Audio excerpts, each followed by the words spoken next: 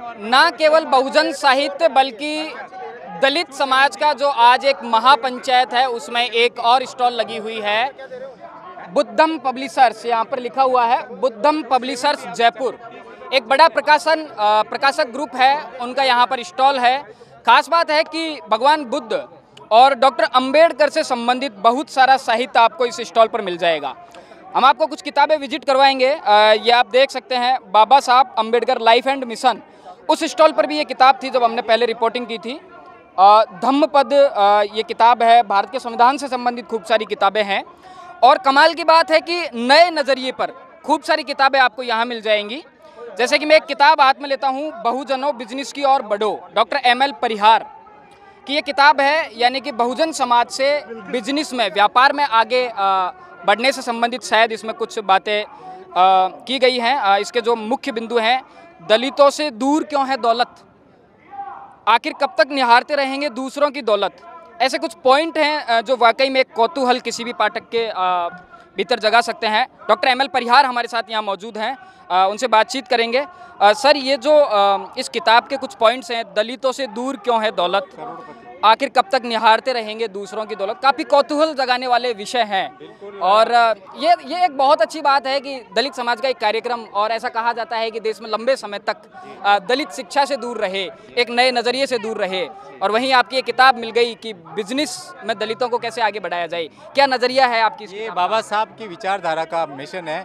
Basically he was a great economist. Baba Saheb मूल रूप से अर्थशास्त्री थे। वो कहते हैं मेरी रुचि राजनीति में नहीं है, मैं चाहता हूँ कि दलित समाज के लोग, गरीब सबके के लोग, वंचित लोग आर्थिक रूप से संपन्न हो। और आज के परिप्रेक्ष्य में मैं बात करूँ तो नौकरियां है नहीं, सरकारी नौकरियां, इसलिए कुछ लिमिटेड सरकारी नौकरियों के पीछे युवाओं को भागने के बजाय हम जो दलित बहुजन लोग हैं, आदिवासी लोग हैं, वो मूल रूप से प्रोडक्शन से जुड़े हुए हैं, उत्पादन से जुड़े हुए हैं। वो चाहे कपड़ा बनाते हैं और या अनाज पैदा करते हैं और जूता के कारीगर अच्छे रहे बस हैं, तो इसलिए वो बिजनेस की ओर बढ़े। आने वाले टाइम के अंदर बहुत मुश्किल हालात हो जाएगी। जो इस किताब में चिंतन किया है, जैसे कि पहला बिंदु है दलितों से दूर क्यों है दौलत, क्या कारण रहा है और क्या मंत्र दिया है आपने इस किताब में? वो है कि हम मेहनतकश लोग हैं, लेकिन सरकारी नौकरियों के पीछे भाग गए और एक ही पीढ़ी में रोड पे आ गए हम वापस। खो छिन गई हमारे। जबकि हमारे जो पुश्तैनी धंधे हैं, चाहे वो लेदर का हो, चाहे वो कपड़े का हो या कुछ भी हो, वो पुश्तैनी धंधों को हमने छोड़ दिया, उसको बिजनेस का रूप नहीं दिया। हमने मोची बन गए, लेकिन जो बड़े बड़े जो शू मेकर है वो नहीं बने हम, है ना। तो इस तरह से मैं ये कहना चाहूँगा कि जो पुश्तैनी धंधे हमारे लाभकारी है उनको अपनाइए। अपने आसपास छोटा मोटा दलित समाज के बारे में तो ये कहा जाता है कि आरक्षण की व्यवस्था है, नौकरियों की तरफ जाना चाहिए। आप एक नया मंत्र दे रहे हैं कि हमारा जो पुश्तैनी धंधा है, पुश्तैनी धंधे को लेकर तो दलित समाज को लेकर एक बड़ी बहस है इस देश में, और आप ये मंत्र दे रहे हैं कि दलित समाज को वापस अपने जो परंपरागत धंधा है, जूते बनाने का चाहे धंधा है, आपने कहा कि हम मेहनत का लोग हैं, मोची बन गए लेकिन शू मेकर पैसे वाले बन गए, तो ये क्या चिंतन है आपका? कलेक्टर का बेटा कलेक्टर नहीं कहलाता है, डॉक्टर का बेटा डॉक्टर नहीं कहलाता है, लेकिन सेठ का बेटा सेठ कहलाता है। कलेक्टर आज 5 जनों को डेली वेजेज पे नौकरी नहीं लगा सकता है, लेकिन बिजनेसमैन हजारों लोगों को रोजगार दे सकता है ना। और हमारे कौम में ऐसे लोग हैं, तो इसलिए हम कह रहे हैं कि अब टाइम आ गया ना। अभी कितनी बेरोजगारी है, एक नौकरी के पीछे कितने लोग घूम रहे हैं, और 2% पब्लिक सेक्टर है और 98% प्राइवेट सेक्टर है। उस प्राइवेट सेक्टर में सब हमारा कब्जा है ही नहीं ना। तो हमारा पैसा कानपुर की मंडी को या आगरा की मंडी को, लेदर इंडस्ट्री पे कल तक हमारा कब्जा था, अब दूसरों का कब्जा है। हमारा सारा जो गारमेंट इंडस्ट्री है हम बनाते, हमारे जुलाई वगैरह सब बेरोजगार हो गए, क्योंकि हमने इसको बिजनेस का सेफ नहीं दिया। तो अभी मौजूदा समय में आर्थिक रूप से संपन्न नहीं होंगे तो सारे आंदोलन, सारे मिशन, सारे धराशायी हो जाएंगे। क्योंकि आप न सरपंच का इलेक्शन लड़ पाओगे, ना MLA, तो बहुत दूर की बात, सत्ता में कैसे आओगे? आपको जो टिकट दिलाएगा पैसों के बल पर, वही आपको जितवाएगा और वही अपनी नीतियां बनवाएगा। इसलिए आर्थिक रूप से संपन्न होना बहुत जरूरी है। बाबा साहब ने कहा था कि राजनीतिक और सामाजिक के साथ साथ आर्थिक रूप से संपन्न होना बहुत जरूरी है, इसलिए हम जोर। कितना परिवर्तन महसूस करते हैं आप 21वीं सदी में कि आपने जो किताब में एक मंत्र दिया है कि बिजनेस की तरफ बढ़ो, क्या वाकई में दलित समाज बिजनेस की तरफ प्रगति कर रहा है? बढ़ रहा है। हम लोगों को गले में आ गई ना कि नौकरियां है नहीं, लोग बेचारे कंपटीशन दे दे के थक गए।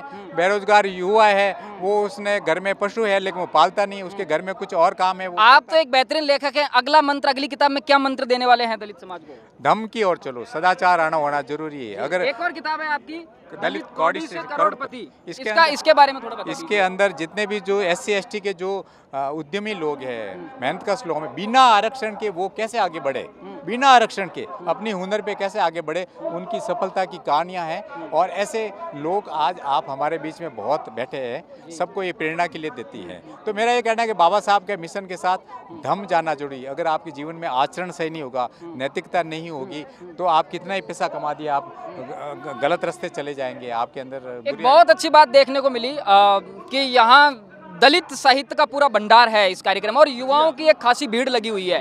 तो ये एक अच्छा परिवर्तन है कि दलित समाज पढ़ने लिखने पर बहुत अच्छा ध्यान दे रहा है, और कार्यक्रम में ये सबसे बड़ी बात मेरे को देखने को मिली। और इसीलिए मैं यहाँ आया कि इस बात को मुख्यतः से दिखाना चाहिए कि वहाँ पर भाषण चल रहे हैं नेताओं के, वहाँ पर भीड़ है, लेकिन युवाओं का एक ऐसा वर्ग है जो टूटकर दलित साहित्य खरीद रहा है। और इतिहास में चाहे साहित्य में एक अलग धारा रही है दलित विमर्श की, कहाँ तक पहुंचा है दलित विमर्श? बिल्कुल, आपने इस माहौल की नब्ज को बहुत अच्छी तरह से पहचाना है।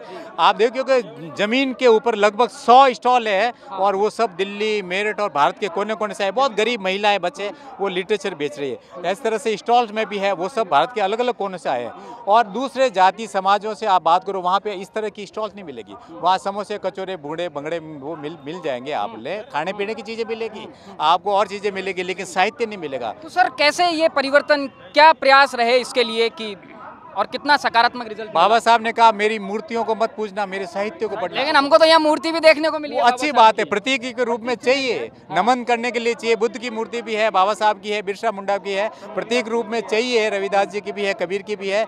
लेकिन साहित्य, बाबा साहब ने कहा मेरे को साहित्य को, मेरे को ढूंढना है, मेरे को समझना है, तो मेरे साहित्य को पढ़ो। और मुझे खुशी है कि युवा पीढ़ी आज इस ओर जा रही है। साहित्य को देखो टूट पड़ रही है, मतलब अपना बजट का काफ़ी पैसा यहाँ खर्च करके जा रही है, साहित्य खरीद रही है। ये हमारे लिए बहुत शुभ संकेत बात। मैं तो वरिष्ठ जनों को भी कहता हूं कि ये नेता पॉलिटिक्स में जा रहे हैं, वो जाने दो, पॉलिटिक्स की बातें करने दो, लेकिन वैचारिक युद्ध में किताबें ही आपका हथियार है। ठीक है। एक जॉर्ज बर्नार्ड शॉ का बहुत अच्छा कथन है, वैचारिक युद्ध में किताबें ही आपका हथियार है। अगर आपके पास किताबें नहीं होगी, आपका इतिहास कहाँ होगा? जो इतिहास को नहीं जानता, वो बाबा साहब ने कहा, वो अपने इतिहास का निर्माण नहीं कर सकता। इसलिए आपकी संस्कृति, आपका साहित्य, आपका धम्म, आपका जो मौजूदा कल्चर है, उसको आगे बढ़ाने के लिए और इस आर्थिक समृद्धि को आगे बढ़ाने के लिए बाबा साहब को कारवा, कबीर, रैदास, फुले और बुद्ध के जो विचारधारा को आगे बढ़ाने के लिए साहित्य का। तो राजनीति में भी दलित समाज का प्रतिनिधित्व बढ़ रहा है, महामहिम राष्ट्रपति तक दलित समाज से बन रहे हैं। कैसे देखते हैं इस परिवर्तन को? नहीं, लेकिन वो सब समाज जानता है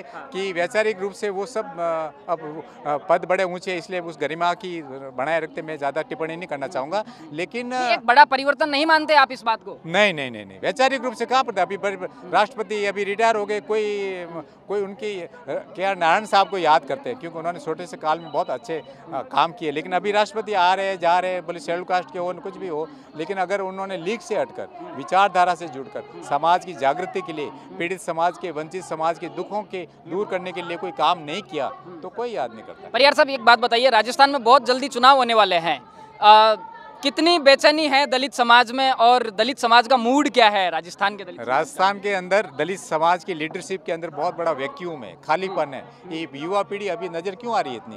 क्योंकि वो सब देख रहे हैं कि दलित समाज के अंदर बहुत बड़ा वैक्यूम है, कोई लीडर नहीं है जो इनकी आवाज़ बन सके। हर 2-3 साल बाद फिर चौराहे पे खड़ा नजर आता है, फिर कोई नया लीडर आता है, युवा पीढ़ी फिर उसके पीछे भागती है। तो जो घिसी पिटी पार्टियाँ, उनसे लोग ऊब चुके हैं, क्योंकि उनके नेता बहुत है, MLA बहुत है, और शेड्यूल कास्ट के जितने भी MLA MP है वो सब विधानसभा या संसद। बहुजन समाज पार्टी तो दलित विचारधारा पर बनी हुई राजनीतिक पार्टी है, लेकिन राजस्थान में उसके लिए लगातार जमीन तलाशती नजर आ रही है। हाँ, वो भी 4-5 इतनी बड़ी संसद में उनका क्या कारण है कि राजस्थान के दलित बहुजन समाज पार्टी से जुड़ नहीं पा रहे? विचारधारा से जब भी कोई हटेगा, जो वैचारिक थिंक टैंक था एक जमाने में ऐसी पार्टियों में, वो अब नजर नहीं आता। कोई पढ़ने लिखने वाले जो लोग हैं, चिंतक लोग हैं, विचार जो उनको सही दिशा दे सके, ऐसे लोगों के फिर कोई कदर। तो लेखक हैं, बुद्धिजीवी हैं, तो राजनीतिक संदेश क्या देना चाहते हैं समाज के युवाओं को? राजनीतिक जल्दी चुनाव होने वाले हैं और एक बड़ा मतदाता वर्ग है दलित समाज मैं का। चुनावी राजनीति में मेरी रुचि नहीं है, लेकिन चुनाव का जो माहौल के हिसाब से हमारे लोगों को राजनीति पे ज़्यादा जोर नहीं देना चाहिए। ये कहते हैं सारे तालों की चाबी राजनीति है, बाबा साहब ने कतई नहीं कहा। अभी कोई राज कोई मोदी थोड़ी कर रहा है, राज तो अड्डा नहीं कर रहा है। तो जब भी आर्थिक रूप से जो भी समृद्धिशाली जो ताकतें होगी, कॉरपोरेट घराने होंगे, उनका ही राज चलेगा। इसलिए जितने भी संपन्न वणिक समुदाय के लोग वो यूँ कहते हैं क्या, कभी सिंधी कहता है कि मेरा एमएलए होना चाहिए, कभी बढ़िया कहता है मेरा एमएलए, वो कहता है मैं आप तुम एमएलए एमपी क्यों पे जाओ, मेरी सत्ता होगी। राजस्थान में तो लगातार जो जातियां हैं वो मांग कर रही हैं कि हमारी जाति का मुख्यमंत्री होना चाहिए। कोई फर्क नहीं पड़ा, कोई फर्क नहीं पड़ता। मुख्यमंत्री क्या, राष्ट्रपति प्रधानमंत्री बनने जाओ ना। वैचारिक दलित समाज की नहीं है ऐसी कोई मांग कि दलित वर्ग से मुख्यमंत्री होना चाहिए? मेरी व्यक्तिगत ये राय है कि पहले मुख्यमंत्री बने ही थे ना, पहले अच्छा, शेड्यूल कास्ट के बने थे, उप मुख्यमंत्री तक बने। जगन्नाथ पहाड़िया रहे हैं। नाम लेना नहीं चाहूंगा, उप मुख्यमंत्री रहे, मुख्यमंत्री रहे, कैबिनेट मिनिस्टर रहे, गृह मंत्री रहे, बड़े बड़े पदों पे रहे, लेकिन कोई याद आपका कहना है कि राजनीति समाज की समस्याओं का समाधान नहीं है। Never never never. शिक्षा, एक शिक्षा और आर्थिक समृद्धि, आर्थिक रूप से समृद्धि होना, आर्थिक रूप से संपन्न होगा ना। जैन समाज लोग, सिंधी समाज लोग, वो आर्थिक रूप से कान मरोड़ के राजनेताओं को कुछ भी काम करवा लेंगे। हम लोग बस चिल्लाते रहो बस। तो लेकिन अगली किताब के बारे में बताइए, क्या मंत्र देने वाले हैं? अगली अभी हमारा जैसा मेरा ज़्यादा विचार धम्म पे है, धम्म पे बुद्ध का जो विचारधारा है वो जाने जरूरी समाज के अंदर। नैतिकता चल रही है, नैतिकता आचरण पे, क्योंकि दुनिया वही रास्ते पे चल पड़ रही है जो वैज्ञानिक है, जो मानव हित की बात करता है, जो इस सेक्ट में संप्रदायों के अंदर झगड़े नहीं कराता है, मानवता की बात करता है, सुख शांति की बात करता है। बुद्ध कबीर रैदास की जो विचारधारा है, हमारा मकसद उसी अम्ब्रेला के नीचे, उसी बोधि वृक्ष के नीचे। बिल्कुल अहिंसा का सिद्धांत की चींटी भी नहीं मरनी चाहिए। नहीं, भगवान बुद्ध की ये थ्योरी नहीं है। वो कह रहे हैं हमारी समाज खुद की सुरक्षा के लिए, देश की सुरक्षा के लिए अगर हिंसा भी करनी पड़े तो वो जायज़ है, लेकिन अनावश्यक नहीं। हिंसा का मतलब यूँ नहीं कि मच्छर भी नहीं मारो, ऐसा नहीं आता है। हिंसा का मतलब आपको जरूरत पड़े तो मांस भी खाना की जरूरत पड़े, जहाँ जरूरत है आप बर्फ़ की जगहों में खाना चाहिए, है ना। तो बुद्धिज्म कट्टरता नहीं होनी चाहिए, एक व्यावहारिक जीवन में आपको होना चाहिए, कट्टरता नहीं होनी चाहिए किसी भी धर्म के। मैं ये नियम है, नियम नहीं है बुद्ध के रास्ते में, नियम नहीं है बुद्ध के रास्ते में। बातें हैं, सुझाव हैं, उनको मानो तो आपके लिए अच्छा है, नहीं मानो तो आपके लिए जरूरी नहीं है। ये नियम नहीं, कट्टरता नहीं है, वैज्ञानिक सोच है, मानव मात्र के सुख शांति का कल्याण का मार्ग है। इसीलिए पूरी दुनिया, अभी मैं कई देशों में जाता हूँ तो पूरी दुनिया इस मार्ग पे उमड़ पड़ी, irrespective of caste and religion. तो परिहार साहब बहुत बहुत धन्यवाद आपका, आपने सार्थक चर्चा की हमारे साथ। तो आपने देखा डॉक्टर परिहार हमारे साथ थे, बेहतरीन लेखक हैं, दलित विमर्श करते हैं, दलित साहित्य पर इनका बहुत लंबा काम है, लगातार किताबें लिखते रहते हैं। और इन्होंने खास बात बताई कि राजनीति किसी भी समाज की समस्या का समाधान नहीं है। समाज को साहित्य पर लौटना होगा, समाज को शिक्षा की तरफ लौटना होगा। और भी राजस्थान से जुड़े तमाम मुद्दों को समझने के लिए, देखने के लिए जुड़े रहिए थिंक 360 के साथ। वीडियो जर्नलिस्ट गणेश यादव के साथ थिंक 360 के लिए लोकेंद्र किलानौत, जयपुर।